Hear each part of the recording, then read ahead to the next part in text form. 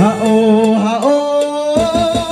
និយាយរឿងឈ្មោះអាពឹបមួយវានៅក្នុងភូមិឲ្យតែឃើញក្រុមបងវិញ្ញាណមិនដឹងមួយណាទៅស៊ីម្ដងវាតែស្រែកអាឡូអាឡាបើអស់ហើយយាយតាក៏ស្រែកជេរទាំងថ្ងៃ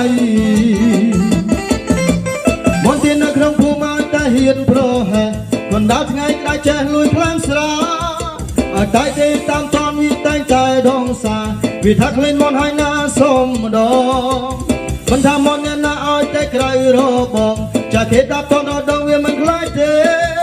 ក៏តែពេលគេខឹងគេស្រែកថាស្រែកជេរអាពឹបក៏ធប់ទៅគេងាប់ណាងាប់ទៅអីយ៉ាអាពឹបវាខូចគេវាខូចខកគេអីយ៉ាអាពឹបវាខូចគេវាខូចខកគេអីយ៉ាអាពឹបវាខូចគេវាខូចខកគេអីយ៉ាអាពឹបវាខូចអានេះខូចគេវាខូចខកគេ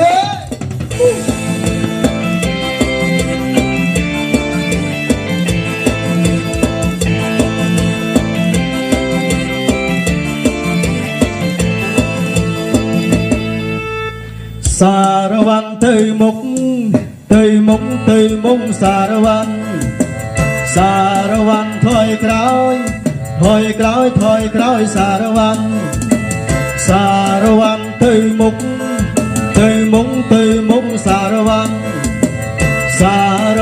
ថយក្រោយសារវ៉ាន់រំសារវ៉ាន់អើ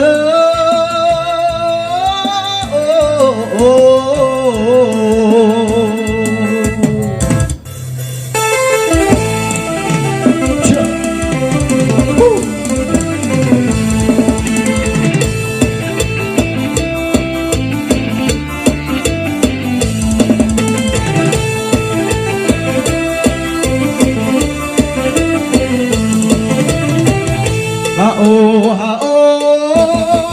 និយាយរឿងឈ្មោះអាពឹបមួយវានៅក្នុងភូមិឲ្យតែឃើញក្រុមបងវិញ្ញាណមិនដឹងមួយណាពឹកស៊ីម្ដងវាតែស្រែកអាឡូអាឡាបើអស់ហើយយាយតាក៏ស្រែកជេរទាំងថ្ងៃ